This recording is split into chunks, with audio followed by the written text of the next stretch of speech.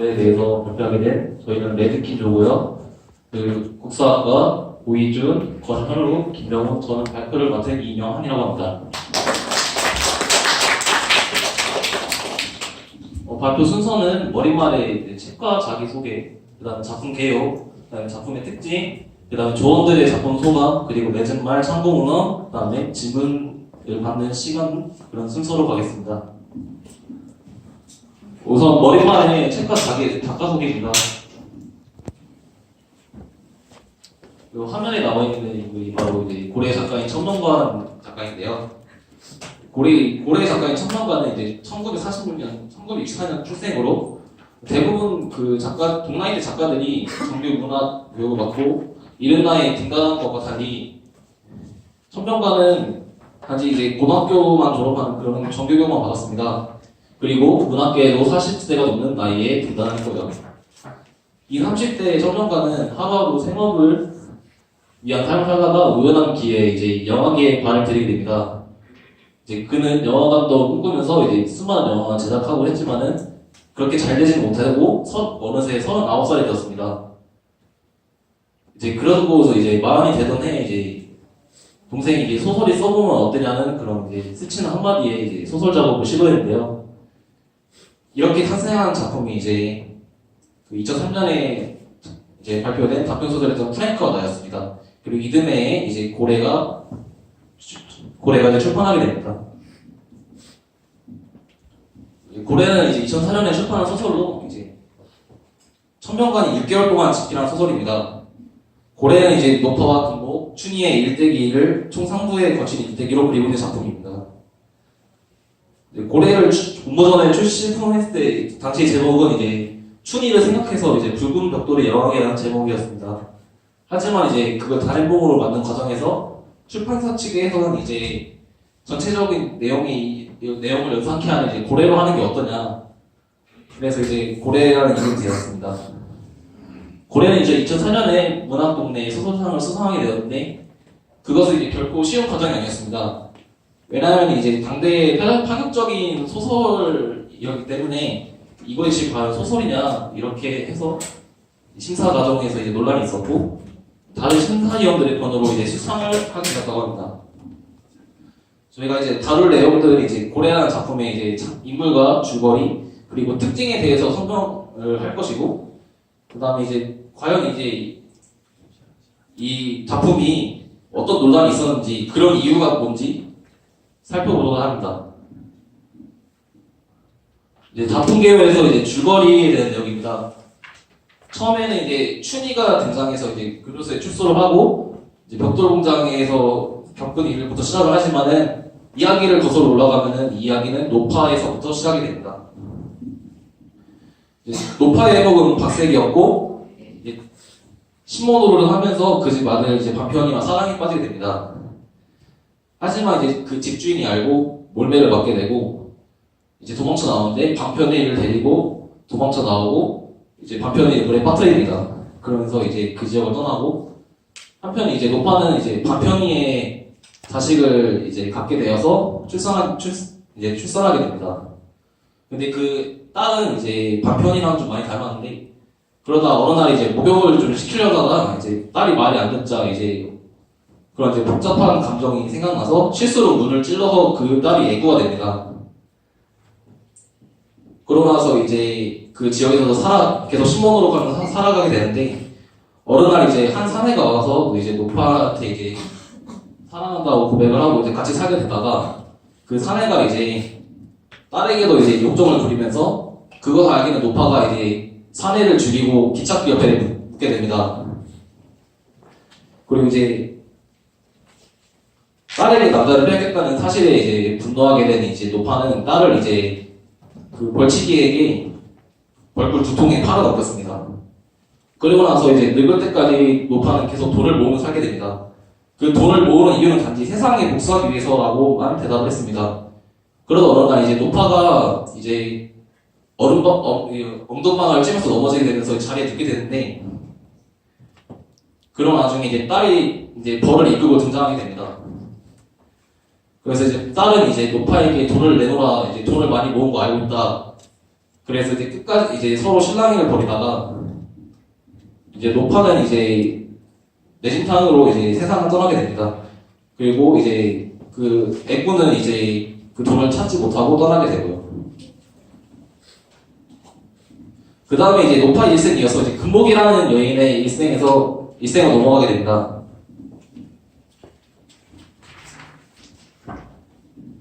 그 시골 소년던 금복이 어느 날 생선가스를 만나 이제 그와 함께 부둣가를 떠나게 됩니다. 그리고 이제 거기 있는 바닷가에서 난생 이제 처우 크고 웅장한 이제 고래를 보면서 매력을 느끼게 됩니다. 그러면서 이제 지내다가 걱정이라는 이제 장고래 사나이의 매력을 느껴서 서로 사랑에 빠지고 같이 사는 나날이 이어집니다. 근데 그러다가 이제 폭풍을 치던 다음 이제 걱정이 이제 통나무에 깔려있는 사고 나서 이제 반신불수의 몸이 됩니다. 그러면서 이제 금복은 이제 그를 돌보는 입장이 되었고 힘든 삶을 살아가게 됩니다. 그러다가 이제 칼자국이라는 사내를 만나서 그가 이제 보여주는 영화의 매료가 되었고 칼자국 역시 자신의 사랑했던 이제 게이샤인 나오코가 이제 금복이랑 이미지랑 이제 겹쳐서 그게 생각이 나서 금복에게 이제 사랑의 욕심을 품게 되고 금복을 이제 걱정과 함께 자신의 집으로 데려가서 살면 어떻겠냐 해서 데리고 와서 살게 됩니다. 그렇게 걱정한 한편에 이제 누워있는 동안 이제 몸을 가릴 수 없어서 삶아져가고 그러다가 이제 어느 날 이제 걱정이 이제 정신을 차리게 됩니다. 걱정이 정신을 차리게 되는데 자신의 몸은 이제 살만 쪄가지고 500kg에 육박했다고 이렇게 돼 있는데 그리고 이제 정신 차리고 이제 둘러보다가 엉망진창이 된 자신의 몸을 바라보고 그다음에 금복도 이제 칼장 옆에서 누워있는 걸 확인하게 됩니다. 그러면서 이제 그러한 현실에 견딜 수 없게 된 그는 이제 태풍이 휘몰아치는 바닷가에 가서 스스로 몸을 던지게 됩니다. 그런 상황을 이제 칼자국이 지켜보았고 이제 금복은 이제 칼자국이 그 걱정을 죽였다고 오해를 하게 됩니다. 그렇게 돼서 이제 금복은 이제 칼국자국을 살아게 되는데 칼자국은 걱정을 자신이 죽이지 않았다는 말과 함께 숨을 거두고 금복은 그것을 쇠하면서 이제 부둣가를 떠나게 됩니다. 그러다가 이제 3~4년 동안 이제 정처없이 방랑하다가 전쟁까지 겪고 이제 아이를 가지게 되었습니다. 그러다가 이제 쌍둥이 자매가 운영하는 주막에 이르게 되었고 춘희를 낳았는데 춘희는 걱정을 되게 당했었고 그렇기 때문에 이제 금복은 이제 걱정이 생각나서 이제 자식애를 느낄 수 없었습니다. 그러다가 이제 2부에서는 이제 쌍둥이 자매 주막에서 신세를 지은 금복이 이제 평대라는 지역을 넘어와서 낡은 주막을 개조해 다방을 차리는 것으로 시작됩니다. 그러다가 이제 비가 많이 온 날에 이제 자고 있는 도중에 이제 지붕이 무너져 내렸습니다. 그리고 이제 지붕에서는 돈이 발견되었는데 그것은 바로 이제 그 개조한 주막은 이제 박세기 노파가 운영했던 주막이었고 그 쏟아진 돈은 이제 바로 주막의 지붕 속에 들어있던 것입니다. 본문에 보시면은 이렇게 나와 있는데 노파는 이제 당시 세상에 복수하기 위해서 한 마리 노파의 진심이었다면은 그 돈에 엄청난 액수를 미루어 그녀의 고독과 세상에 대한 원한이 얼마나 깊었는지 짐작할 수 있게 되었다. 그렇다면은 노파의 복수는 아직 끝나지 않은 게 아닐까. 그래서 어쩌면 이제서야 비로소 그녀의 저주가 시작된 것이 아닐까 하면서 이제 앞으로 일어날 사건을 짐작하게 됩니다. 이제 그런 내막을 알지 못한 금복은 이제 돈을 투자할 곳을 모색하다가 이제 문이라는 사내를 고용해서 벽돌 공장 그 땅에 이제 벽돌 공장을 세우기로 마음을 먹었습니다. 그런 동안에 금복이 쌍둥이 자매를 다시 홍대에 데리고 와서 살게 되는데 그 전보라는 코끼리도 같이 데리고 오게 됩니다. 그러면서 이제 어머니 금복이 이제 그런 곳에 정신 팔려 있는 동안 춘희는 이제 전보와 이제 같이 놀면서 인간과 동물 사이지만은 대화도 할 수 있는 그런 소통이 가능했습니다. 하지만 전보도 이제 어느 날 생선 상수가 몰던 이제 트럭에 이제 씌워 죽게 됩니다. 이제 눈의 열정으로 이제 괜찮은 벽돌이 생산되기 시작했고 전국으로 팔려나가기 시작했습니다. 이제 그렇게 많은 돈을 벌자 이제 금복이 생각했던 거는 이제 극장을 지는 일이었는데 어떤 극장이냐면 이제 고래의 형상을 가진 이제 그런 극장이었습니다. 그런 동안 이제 자기의 이제 욕망이 이제 형성했던 이제 그런 극장을 짓는 동안 이제 벽돌공장에 대한 이제 그녀의 벽돌공장에 대해서는 이제 넬이 사라지게 됩니다. 그러다가 이제 동시에 이제 그녀는 이제 남성처럼 변해됩니다. 남자 옷을 입고 남자처럼 말했으며 재력과 먹지 않은 행복을 누렸고 실현이라는 여성에게 이끌려 사랑을 나누게 됐습니다.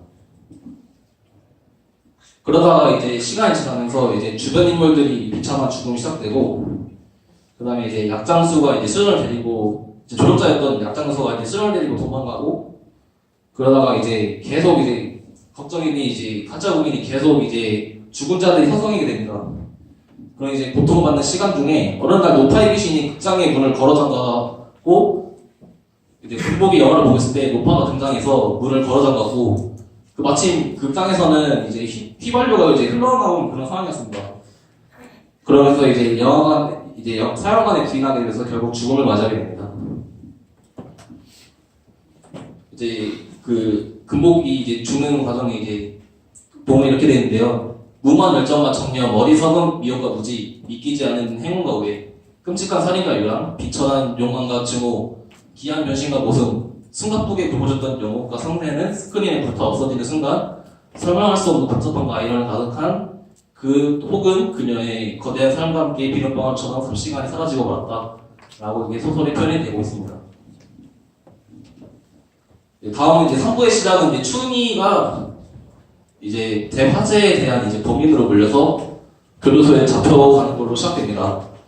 춘희는 이제 그 교도소 안에서 가신 고문을 당하고 이제 시간이 흘러서 이제 사면에서 출소하게 됩니다. 그리고 이제 폐허가 된 평대로 돌아와서 목도 공장에 들어갔고 그곳에서 목도를 만들다가 어릴 적에 알고 지낸 트럭 운전수 사내를 만나게 됩니다. 이들 사이에서는 이제 사랑을 느끼고 이제 춘희는 이제 그의 아이를 갖게 되지만은 이제 그런 걸 이제 부담스러워하는 사면을 떠나게 되었고 그런 동안 이제 춘희는 출산을 하게 됩니다. 이제 애를 키우는 방법도 잘 모르는 이제 그런 이제 춘희는 이제 어느 날 이제 엄동설안에 이제 아이는 그녀의 품에서 죽고 말았습니다. 한편 이제 사내도 그녀가 돌아오는 길에 교통사로 죽고 그녀는 다시 혼자가 되었습니다.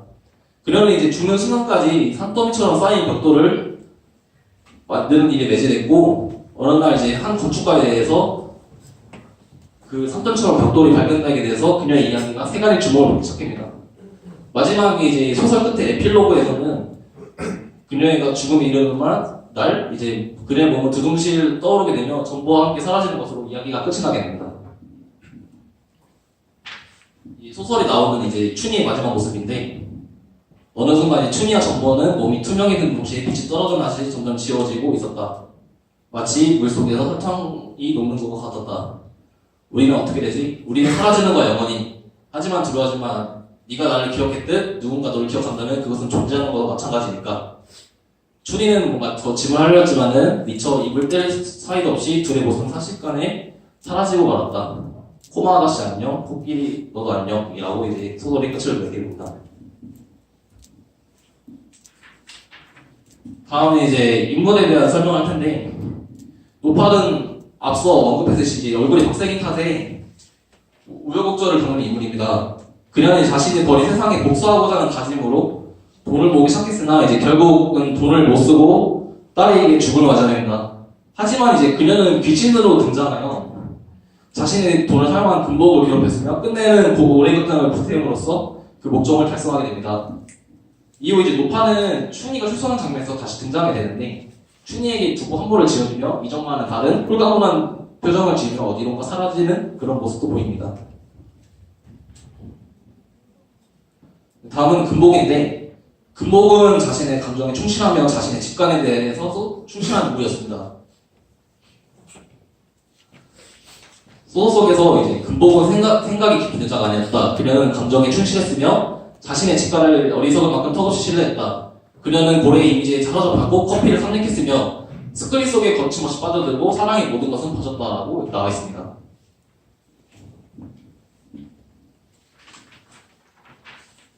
그러면 이제 평대는 성공을 이루자 이제 무리를 하더라도 이제 고래 형상으로 된 극장을 만들기 위해 필사적으로 노력하게 됩니다.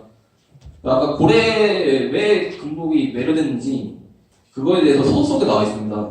그것은 바로 이제 죽음에 대한 공포인데, 이제 금복이 어린 시절에 어머니가 이제 동생을 낳다가 죽게 됩니다. 그 이후로부터 이제 소녀를 지배한 건 죽음의 공포였고, 그리고 인생의 절대 목표는 바로 그 죽음에서부터 도망가는 것이었다. 그리고 산골마을 떠나 유명한 것도, 고래를 닮은 극장을 지은 것도 모두가 어릴 때 겪은 엄마의 죽음과 무관하지 않았다. 고래에 매료된 것은 그 크기만이 아니었고, 언젠가 바닷가에서 물불 뿜는 푸른 고래를 만났을 때 그녀는 죽음을 이긴 영원한 생명의 이미지를 보았던 것이다. 그 다음에 이제 끝없이 거대한 매료됐으며, 이제 큰 것을 작은 것을 이기려 했고, 빛나는 것을 통해 누참을 극복하려 했으며, 광대한 바다에 뛰어들면서 갑갑한 산골마을이 있고자 했다. 그리고 마침내 그녀가 바라는 궁극, 즉 스스로 남자가 됨으로써 여자를 넘어서고자 한 것이다 라고 나와 있습니다. 금복에는 수많은 조력자들과 사랑하는 애들이 존재했습니다. 하지만 공통적으로는 이제 그들은 이제 죽음을 만든다는 공통점이 있습니다. 근데 앞에서 언급했던 이제 금복이 죽음에 대한 공포를 이기기 위한 삶을 살아온 것과 반대로 그녀의 주변에서는 이제 계속 죽은 자들이 귀신을 돌다가 맴돌았습니다. 그래서 이제 금복은 그것으로 인해 계속 고통을 받게 되고요. 이제 주변 인물 중에서는 이제 춘희와 굉장히 특별합니다. 둘은 이제 모년 시간인데 이제 금복은 이제 춘희에 대한 정이 없습니다. 하지만 이제 춘희는 본능적으로 이제 모성애를 받았던 이제 그리워하는 그런 모습이 있었고, 금복은 죽음을 맞이하는 순간에 춘희에게 못푼 정을 아쉬워하는 그런 장면이 나오는데, 그런 아쉬워하며 죽음을 맞이합니다. 다음은 춘희입니다. 이제 춘희는 금복의 딸로서 보통 사람들과는 다른 이제 막강한 체구와 힘을 가지고 있습니다. 그리고 이제 여자로 보기 힘든 외모를 가지고 태어난 인물로, 그리고 이제 벙어리로서 이제 언어에 대한 이제 습득력을 떨어서 평생을 이제 벙어리로 살아야 됐습니다. 이제 이 같은 이제 신체적 요소는 이제 교도소에 수감할 때 교도소장 이제 바크셔라는 이제 유럽에 있는 대중 품종인데, 그렇게 불리면서 학대당하는 모습을 통해 그것을 뒷받침해주고 있습니다. 그러다가 이제 트럭 운전수를 만나서 사랑에 대한 감정도 느끼게 되고, 자식을 낳으면서 이제 모성애라는 것도 존재할 수 있다는 것을 볼 수 있었습니다. 또한 이제 춘희는 벙어림에도 불구하고 코끼리인 전보랑은 대화가 가능했고, 전보가 죽기 전까지 많은 함께 시간을 보냈으며, 춘희가 죽었을 때 전보와 함께 죽음의 세계로 같이 들어가고자 하는 모습도 보입니다. 또 이제 춘희는 벽돌을 만드는 소질이 있었고, 의붓아버지인 문에게 벽돌 만드는 기술을 배워 그녀가 이제 평대로 돌아와 이제 죽는 날까지 필사적으로 이제 벽돌 만드는 일에 매달리게 됩니다. 이제 그 소설 속에서 이제 이런 질문이 나오는데, 그녀는 왜 벽돌을 굽는 일에 매달렸을까? 그녀는 단조로운 작업을 수없이 반복하면서 무슨 생각을 하는 건가? 그 작업 안에 어떤 종교적 회원이 담겨있다면 그 반응은 어떤 것이었을까? 그리고 이제 밑에 이야기꾼이 진시랑 모든 시 손안에 쥐고 순간 녹아 없어지는 얼음처럼 사라지기 쉬운 법이다.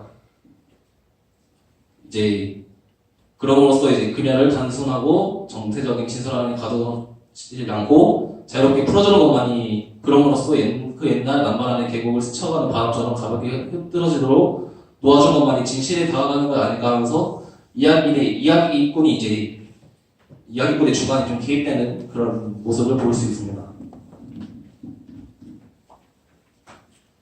그 다음에 언급할 인물들은 이제 좀 중요하다고 생각하는 인물들만 이제 주로 다뤘고요. 이제 먼저 애꾸입니다. 애꾸는 이제 노파의 딸로서 어머니에 대한 복수와 분노로 가득 찬 인물입니다. 어머니를 죽이고도 이제 그 대가인 이제 돈을 별로 찾지 못하고 돌아가게 되고, 그 다음에 금복이 이제 그 돈을 쓰게 되는 것을 알게 되자 그것을 찾으러 오지만 실패함으로써 결국은 포기하게 되고 나중에는 혼자 남겨진 춘희를 이제 춘희가 어떤 병에 걸렸는데 그걸 이제 그 벌의 이제 침으로 이제 낫게 하는 그런 조력자 역할을 하게 됩니다. 다음은 걱정인데 걱정은 이제 부도에서 금복이 사랑했던 사내고 몸도 사는 사람에 비해 커다랗고 튼튼하여 군복이 한눈에 반했으며 이제 그녀가 원하는 생명력이 넘친 사내였습니다. 하지만 이제 불의의 사고를 당한 후 그것을 있는 상실감과 좌절감에 빠지면서 이제 불안감, 이제 금복을 뺏기겠다는 불안감이 그녀를 괴롭히기도 합니다. 그러다가 이제 어쨌든 한편에 나와서 이제 계속 누워서 먹기만 하니까 신체는 비만의 한계에 이르렀고 의식이 그게 희미해지던 찰나에 정신 차려서 자신의 모습을 후회하고 스스로 바다에 휩쓸려고 하는 최후를 맞게 되는 인물입니다.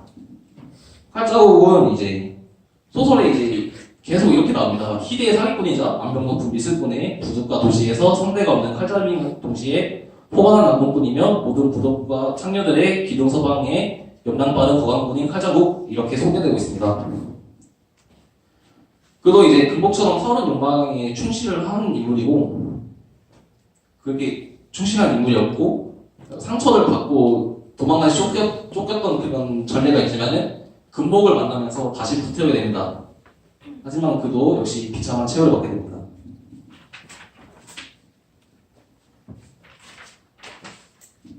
이제 문은 이제 처음에는 금복이 운영하는 평대다방의 강물이었습니다. 하지만 이제 금복이 본격적으로 사업을 확장할 때 도움을 주면서 춘희의 이부 아버지가 된 인물입니다. 그는 이제 예술 정신이 투철해서 이제 처음 벽돌 공장을 지었을 때 완벽한 벽돌을 이제 출시를 하려고 이제 계속 노력하는 모습이 보입니다. 하지만 이제 자신도 이제 점점 눈이 멀게 되고 그다음에 이제 금복이 바람에 심해져서 이제 소문이 흉흉해지자 그러면 소외감을 느끼기 시작했고 앞이 안 보이는 눈과 함께 점점 그는 자신만의 고독에 빠져들어서 이제 홀로 최후를 맞이하게 됩니다. 그다음에 전본대 이제 코끼리여서 이제 일부는 아니지만은 춘희와 이제 밀접한 관련이 있는 동물이기 때문에 실어봤습니다. 전본에 이제 외로운 춘희 옆에 같이 있어도 소중한 존재이며 둘은 서로 대화를 통해 이제 춘희는 여러 가지를 배우고 핵심을 해결하는 모습도 보입니다. 어느 날 이제 불이 사고로 죽지만 이제 박제가 돼서 이제 그 다방 앞에 이제 서 있게 되는데 이제 전보의 귀신이 춘희에게 찾아와 자신이 이 생에 떠날 수 있게 박제된 몸을 되어달라는 부탁도 합니다. 그리고 이제 전보는 이제 춘희의 죽음에서도 다시 등장해 함께 떠나는 존재이기도 합니다. 다음은 수련인데 수련은 금복에게 사랑을 받는 녀석입니다. 금복이 사업가가 되고 나이가 들면 사라진 이제 신체적인 젊음은 이제 그녀가 비슷하게 가지고 있었는데 그러면서 이제 금복이 이제 욕망의 대상이 됩니다. 이제 금복이 이제 수련한테 이제 여러 가지 옷도 사주고 화장품도 사주고 그런 모습을 보이는데 훗날 이제 수련은 이제 약장수에 꼬임이 넘어가서 도망을 가게 되고 제2의 삶을 살다가 결국 비참한 이제 소설 속의 등장인물과 같이 비참한 죽음을 하게 됩니다. 다음은 이제 작품의 특징인데 먼저 이제 구성의 특징입니다. 고래는 이제 이야기가 진행될수록 굉장한 흡입력을 가진 그런 소설입니다. 그런 이제 강렬한 흡입력이 원천인 것 중에 이제 원천 중에 하나는 이제 바로 스토리텔링의 힘입니다. 이제 한마디로 이제 이야기꾼이 존재인데 그 고래 읽어보시면은 계속 이제 독자들에게 이제 질문을 하거나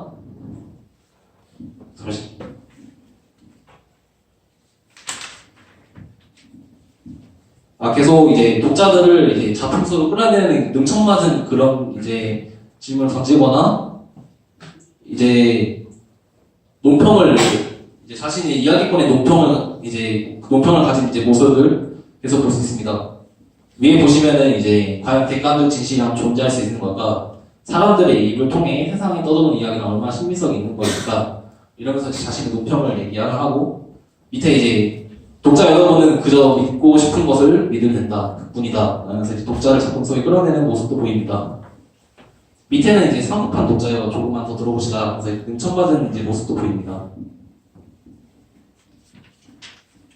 이처럼 이제 고래는 이제 전지적 작가 시점에 이야기꾼이 등장하게 되는데 이제 인물이랑 심리 묘사, 공감 묘사, 이제 대화도 거의 나타나지 않고 계속해서 이제 이야기꾼이 등장하여 그에 대한 노품을 해주고 설명만 해주는 그런 역할을 합니다.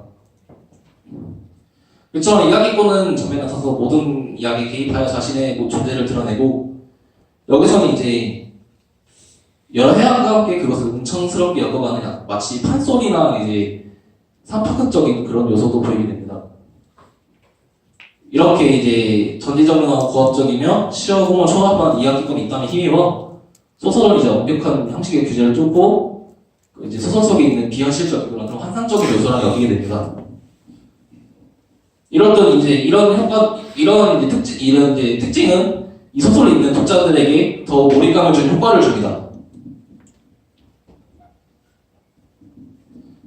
이야기꾼이 등장하는 장면의 특징들에 대해서는 몇 가지 설명해 주자면은 먼저 이제 아까 언급했듯이 이제 독자들에게 질문을 던지면서 소설에 참여시켜 주기도 합니다. 예를 들어서 이제 독자가 궁금할 만한 내용을 직접 던져주면서 이제 마침 1대1로 대화하는 듯한 그런 효과를 주기도 합니다. 여기 밑에 보시면은 어쩔 수 없이 이 대목에서 궁금해질 수밖에 없는 성정적 호기심이 많아. 바로 그들의 잠자리가 어땠는지 하는 점이다. 이제 여기서는 이제 수련과 극복의 잠자리인데요. 과연 그들은 어떤 식으로 사랑을 나누었을까?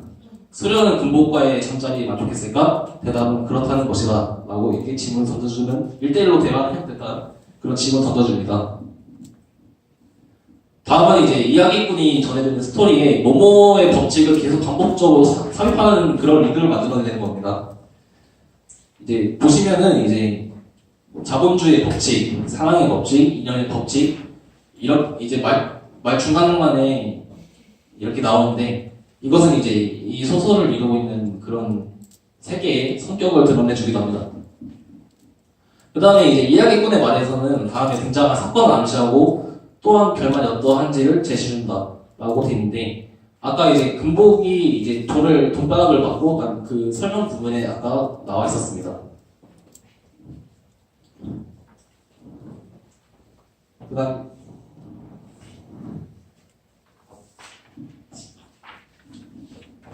다음은 이제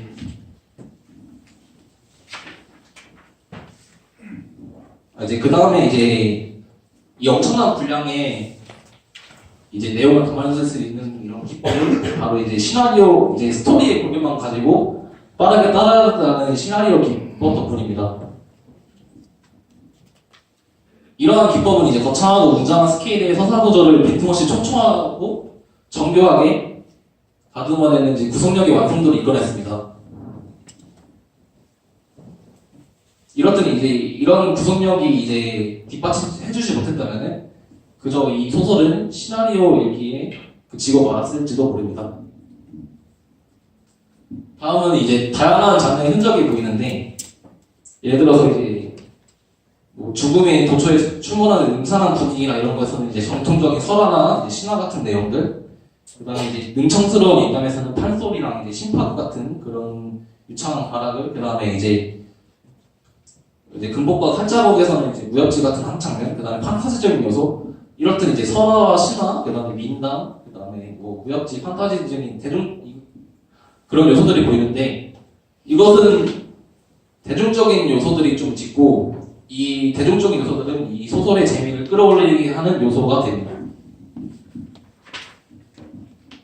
다음은 이제 시간과 공간, 이제 인물의 특징인데 먼저 시간과 공간은 공간적으로 봤을 때는 약간 현실 세계인데 이제 신화적이고 설화적인 세계가 많이 나옵니다. 예를 들어서 이제 귀신이 등장하거나 이제 춘희가 죽어서는 마지막 부분에 영적인 세계로 가는 그런 이야기를 통해 볼 수 있는 요소입니다. 그리고 시간적으로는 이제 광대한 세계지만은 그 세계도 시간 앞에서 자유로울 수는 없고 결국은 이제 모든 인물이 죽음을 통해 사라져 간다는 그런 특징을 보입니다. 이럴 때 이제 작가는 이제 이야기 흐름을 시간의 과정에서 소설을 빚어냈고 이러한 설화적인 세계를 이제 근대적 시간성에 이제 불러내는 작업을 통해서 이런 소설이 탄생하게 됩니다. 다음은 인물입니다. 인물들의 특징 중에서는 첫 번째로 이제 비현실적인 인물이 등장한다는 건데, 예를 들어서 이제 아까 말했던 장골의 이제 말도 안 되는 힘을 가진 이제 덕정이나 춘희 같은 인물, 그 다음에 사업가로 변신한 금복이 여자인데 남자가 되거나, 그 다음에 이제 수많은 벌들을 몰고 다니는 벌치기, 그런 인물, 이제 그런 이제 다양한 비현실적인 인물이 등장하게 됩니다. 이것은 이제 약간 현대소설의 양상인데, 이제 현실이 있을 법한 인물? 그런 것보다는 이제 다른 양상을 보이게 됩니다. 하지만 이제 이러한 비현실적인 인물도, 비현실적인 인물이지만은 그 내면만은 인간적이기 때문에 이제 그러한 이제 요소들이 섞여서 이제 복합적인 모습을 보인다고 할 수 있는 것입니다. 그리고 인물들의 중심축은 이제 격렬하고 파괴적인 인간의 욕망입니다. 금복은 이제 고래로 상징되는 이제 힘을 추구하게 되는데, 그 욕망은 이제 금복의 일생을 계속 이끌었고, 마침내 이제 고래극장을 통해서 성취가 됐고, 춘희 역시 이제 아무도 오지 않는 벽돌 공장에서 이제 어떤 욕망의 이제 표시로 이제 불출로 이제 죽는 순간까지 벽돌을 만들어내는 그런 모습도 보이게 됩니다. 다음은 이제 반소설적인 특징이라 했는데, 이제 고래는 이제 기존에 있는 소설, 현대에 나오는 이제 소설들과 달리 약간 전통적 소설의 개념이 담기지 않고 약간 새로운 수법으로 나오는 이제 소설이기 때문에 반소설적 특징을 차원해서 한번 다뤄봤습니다. 원래 이제 최근에 이제 소설들은 이제 그 현실에서 있을 법한 그런 내용이 약간 노블 그런 형식인데, 그 이제 그런 것으로 인해서 이제 그런 양상을 통해서 이제 심사를 이제 그 문학 수상을 이제 심사를 할 때 이 작품을 과연 소설로 받을지에 대한 논란이 있었던 것입니다. 먼저 이제 비현실적인 이제 요소는 이제 구체적인 시공간의 부재입니다. 약간 이제 구체적인 어떤 지역이나 형태같이 이렇게 나오긴 하는데, 예를 들어서 이제 금복의 고향은 이제 산골마을, 그 다음에 삶의 무대가 되는 공간은 부둣가라고 처리되어 있다는 의미입니다. 이런 이제 요즘 소설의 기본적 요건이라 할 수 있는 시공간적 구체성을 의도적으로 무시한 채 추상적인 이야기에 시공간을 대체하고 있다는 것입니다. 물론 이제 근대적 문물로 이제 뭐 철도라든지 뭐 한국전쟁을 연상하는 그런 말이나 이제 군사독된 정권을 이제 암시하게 해주는 장군 같은 말이 나오는데, 이런 구조는 이제 크게 작용한다기보다는 이제 서사의 뼈대를 맞추기 위한 사용된 것이라고 생각을 합니다. 그리고 이제 비현실적인 인물가 앞서 언급했는데, 그런 인물들과 사건을 통해서도 확인할 수 있습니다. 그 다음에 이제 여담이 이제 유기적인 이제 서사보다는 여담이 압도적으로 비중이 크다는 점에서 이제 이야기 자체의 이제 본능이 지배되어 있는 소설에서 가장 주목되는 반소설 특징이라고 볼 수 있습니다. 이러한 이제 고래의 반소설적인 모습은 낯설면서도 되게 동시에 낯익은 모습으로 보입니다. 왜냐하면 이제 그동안 이제 서사에서나 이제 신화 같은 그런 오랜 역사에서 성행했던 이 기법이기도 하고, 특히 이제 20세기 이후 소설의 성립 과정에서 대체되어 있는 타자들이 기한되어진 작품이라고 볼 수 있습니다. 그리고 이제 그렇지만 이제 이 소설의 이야기 요소들, 곧 여담적인 특성들은 근본적으로는 이제 소설의 영역에 속합니다. 여담 자체는 이제 소설의 영역에 속하지만은 여기 나와 있는 거는 그 서사 구조가 여담이 서사 구조를 압도하게 말하기 때문에 그런 이제 반소설적인 특징을이라고 표현을 한 거고, 이런들이 이제 고래는 반소설적인 요소와 소설적 요소가 동시에 존재하는 새로운 영역의 작품이 된 것입니다. 다음은 이제 조원들의 작품 소감인데, 시작하기 앞서서 저희가 이제 이 클래스에 올린 그 자료에는 좀 중복되는 조원들 생각이 중복되는 이제 내용이 많습니다. 그래서 저희가 잘못 옮겨 적은 건데 이제 그걸 참고해 주시기 바랍니다. 먼저 조장 이제 오이준 학원께서는 이제 독자들로 하여금 궁금증을 유발하는 몇 가지 요소로 이제 고래의 의미, 노파의 복수, 금목이 남자가 된 이유에 대해서 생각을 하게 되었고, 먼저 이제 노파는 이제 복수가 무엇일까라는 의미를 던져보고 싶다고 얘기를 했습니다. 단순히 이제 박생노파가 하고자 했던 복수가 세상에 대한 복수였을까, 아니면 다른 의미의 복수였을까라고 생각하고 싶었고, 개인적인 생각으로는 자신이 살고 있는 그 시대의 분노 표출이 아니었을까라고 생각을 해봤습니다. 다음은 이제 금복이 남자가 된 이유에 대해서도 생각해봤는데, 이렇듯 이제 사업가의 모습을 보이는 금복이 남자처럼 생각하는 이유는 무엇일까라는 생각을 해봤고, 여기서는 이제 그녀가 남자처럼 행동하는 것은 그녀가 가지던 풍보를 보여주는 것이라고 생각이 든다고 말했습니다. 마지막으로 이제 고래의 의미에 대해서 생각을 해봤는데, 이제 금복이 가진 꿈의 크기가 아닐까라고 그렇게 생각을 해봤다고 합니다. 다음은 이제 권현우 학우님의 이제 의견인데, 이제 작가가 고래라는 작품을 통해 이제 시대적으로 변해가는 여성들의 인식을 설명한 것이 아닐까라는 생각을 들었다고 합니다.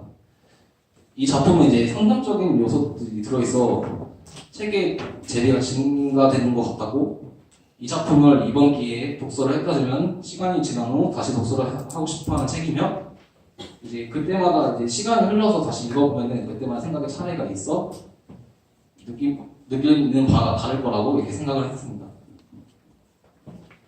다음에 이제 김병훈 학우님의 이제 생각인데, 처음에 이제 고래라는 책을 제목을 듣고 어린 시절에 그런 꿈과 희망 그런 걸 떠올르고 이제 읽었다가 이제 그런 게 아니라고 돼서 이제 그런 게 아니라고 표현을 했는데, 그러나 이제 작가는 텍스트 속에 나오는 고래의 이미 금복이 남자가 된 것과 같이 내게 여러 가지 생각을 할 거리를 만들어 주었고,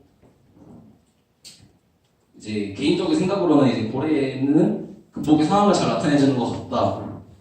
고래는 금복의 꿈을 키워줬고 금복의 슬픈 감정을 간접적으로 보여줬으며, 그녀는 이제 고래 모양한 극장을 만들면서 꿈을 이루었지만은 그 화재로부터 없어지는 과정에서 그녀와 같이 없어진다고 이렇게 했습니다. 금복의 남자가 된 것은 이제 책을 읽으면서 이 책에 나오는 여성들 대부분이 몸을 팔거나 뭔가 정신이 불편하며 상당히 힘든 삶을 사는데 이를 벗어나고 싶은 금복의 욕망이 아닐까라고 이렇게 생각을 해봤다고 합니다. 다음은 이제 저의 의견인데, 저는 이제 그 내용적으로나 구성적으로나 매우 인상 깊은 소설이었습니다. 특히 이제 주로 이제 현대 소설은 이제 일어난 사건들과 인물 행동을 통해서 그들이 숨겨진 의도와 내면을 파악하는 것으로 읽어지는 반해 이 소설은 그저 물 흐르듯이 자연스럽게 읽었다는 점이 매우 좋았습니다. 기존의 소설은 이제 책에 이제 주어진 이제 그걸 읽고 주어진 단서를 찾고 우리의 무한한 상상력을 통해서 그것을 머릿속에서 뽑혀온 것에 반해 고래는 마치 영화를 보듯이 이제 그 장면이 어떨 것이라는 것은 이미 정해져 있고 그저 이제 내 속에 그대로 흘러가는 그런 느낌도 받았습니다. 하지만 이제 그렇다고 해서 마냥 계속 흘러갈 것은 아니라 질문을 던지는 부분에서도 이제 어느 정도 독자들이 스스로 생각해 보게 하는 여지가 남겨주는 부분이 있었다고 봅니다. 이러한 이제 요소들이 이제 고래가 이제 유명작인 이유가 아닐까라고 생각이 들었습니다. 그리고 마지막으로 이제 제가 생각한 부분은 이제 춘희에 대한 이제 모습인데, 춘희가 왜 벽돌을 계속 찍었을까라는 그런 생각을 해봤습니다. 이것은 이제 소설에도 명확하게 나와 있지 않고 그대로 바라봐달라고 이제 한 부분이 있었기 때문에 이러한 행위들은 이제 그녀가 갖고 있는 그리움과 외로움을 잠시나마 극복하고 이겨내기 위한 것이 아닐까라고 생각을 했습니다. 그리고 그녀가 죽을 때 또 전복으로 함께 두둥실 나오는 장면에서는 이제 그런 이제 삶에 대한 고통들이 죽음을 통해 사라져가는 모습이라고 개인적으로 생각해봤습니다. 마지막으로 맺은 말입니다. 그 고래 작가의 서명관의 인터뷰에 대해서 이제 아마 찾아본 게 하나 있는데, 제 소설을 읽는 사람들은 도대체 소설에서 말하는 게 무엇냐고 묻습니다. 이야기 반, 해설 반이 소설에 기들어졌기 때문이에요. 작가들은 그것이 영양인 듯 해석하기에 바쁘고 독자들은 결국 떠먹이는 밥을 먹는 셈입니다. 그런 소설에 대해서 회의를 느꼈어요. 제가 말하고자 하는 것이 이미 작품 속에 침전되어 있습니다. 받아들이고 해석하는 것은 독자들의 영역이지로라는 인터뷰 내용이 있었습니다.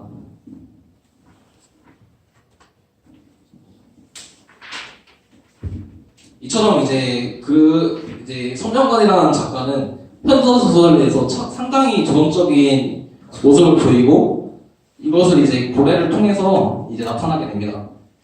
이러면서 정해진 형식이나 상상력의 제약으로부터 자유로워지고 이제 그 작품은 이제 당대에 상당한 충격을 주게 된 것입니다. 이 작품을 통해서 이제 독자들은 이제 기존에 정해진 소설의 틀을 한 번쯤 깨볼 수 있게 해주는 그런 좋은 시간을 갖게 해주는 작품이라고 생각이 됩니다. 저희가 참고한 문항들은 이제 이런 거요. 지금까지 발표를 들어주셔서 감사합니다.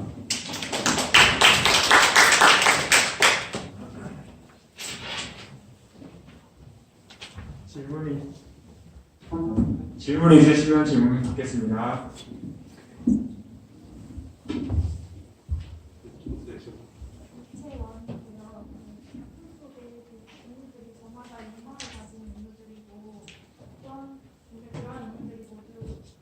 욕망이 좌절되고 비참한 그 결말을 갖게 되는데 노파가 비참하게 죽고 고래 비참하게 죽고 춘희가 벽돌공사에서 죽음을 맞이하는 것처럼 그런 부정적인 형식으로 결말을 구성한 작가의 위주가 무엇이라고 생각하십니까?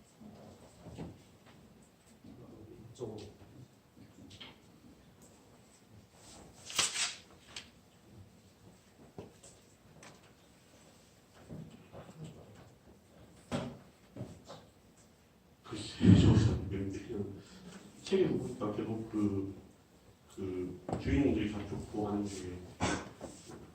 작가가 왜 죽였는지 왜 죽였습니까 이거 네, 작가도 모른다고 그랬어요. 작가도 내가 이걸 왜 죽인지 모르겠다고. 하다 보니까 심사를 하다가 이성호 소설가 이걸 지적을 했어요. 야, 사람들이 많이 죽었네. 다 죽었네. 다 죽어요. 등장인물 다 죽습니다. 여기 언급되어 있는 인물 다 죽어요. 한 40명 죽나? 다 죽을 거예요. 그러니까 쉽게 말하면 그 소설 속에 지금 여기 모인 사람만큼의 등장인물이 등장해요. 그러면 수업이 마칠 때는 다 죽어요, 우리가. 그죠? 작가가 그걸 보고 웃었어요. 이제 살펴봐야 되겠나라고 하고 있어요. 이 여기에 대한 것은 제가 이따가 작가 이야기 해드릴게요. 또 질문이 있으시죠?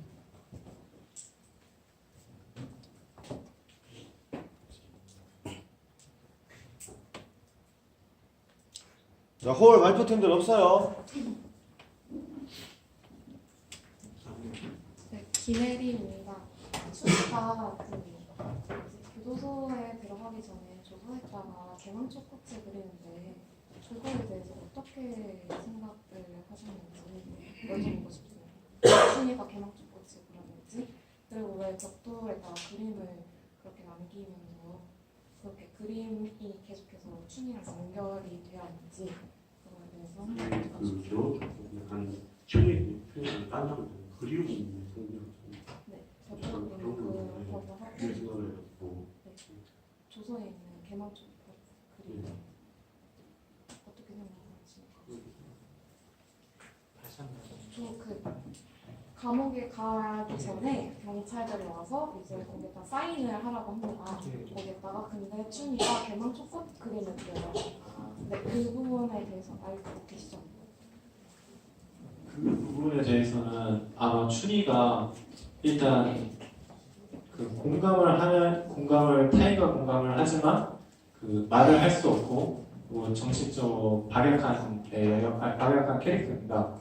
그래가지고 개망초를 그린 이유는 제 생각에는 아무래도 그 춘희가 그 뭐라고 할까 자신의 소망을 그 종이에다가 남들에게 보여준 것이 아닐까라고 저는 생각하고 있습니다.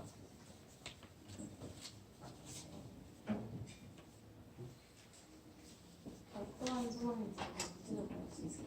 그러니까 그 소망이 제가 생각하기에는 그 의사소통, 그러니까 남들과 의사소통을 할 수 있는 그러니까 전보와의 춘희는 의사소통을 할 수 있지만 다른 타인 뭐랄까 그 근복이나 아니면 뭐 다른 일반적인 사람들한테는 의사소통이 안 되잖아요. 그래가지고 배척을 받거나 그런 상황이 되는데, 근데 그 문 같은 경우는 벽돌을 쌓는 방법을 알려주면서 공감을 하는 모습을 보여줬습니다. 춘이에게.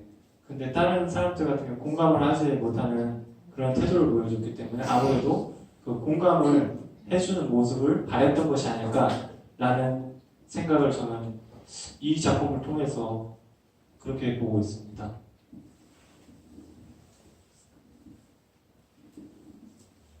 또 질문해 주시죠. 질문 없으면 제가 할게요. 여기 보면 공통적으로 작가의 삶을 계속해서 했는데, 그죠? 저 마지막 팀한테 물어보면 이 작가의 삶과 이 고래가 도대체 무슨 관계가 있길래 계속해서 작가의 삶을 이렇게 집요하게 파고드는지 그게 좀 궁금합니다. 무엇인가 있었다면은, 소설과 관계되는 무엇인가 있었다면은 작가의 삶도 잠깐 언급 이렇게 자세하게 했겠죠, 그죠? 고졸이라는 둥, 영화판을 전전했다는 둥, 그죠? 어떤 관계가 있을까?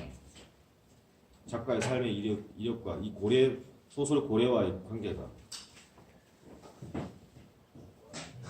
전혀 상관이 없는데 분량을 위해서 집어넣은 겁니까? 아니면 그냥 작가 소개를 하고 싶었던 겁니까? 그건 싫었던 건, 그 작가의 소개에 싫었던 것은 이제 작가가 어떤 삶을 살았는지, 네. 그 작가 소개에 대해서 한번 싫어보는 이제 그런 걸로 했는데, 근데 제가 소설을 읽다가 좀 생각해 본 것은 이제 작가의 삶과 이제 고래에 나오는 이제 그런 요소들, 이제 예를 들어서 무슨 법, 뭐 자본주의 법칙이다, 이런 법칙에서 이제 그런 거 설명할 때 약간 이제 그 이야기꾼이 나와서 이제 자기네 이제 논평이라든지 그런 것에 대해서 설명을 해주잖아요. 그래서 이제 거기서 약간 이제 작가의 이제 주관이라든지 작가의 이제 이야기꾼이라고 해서 이제 그것이 이제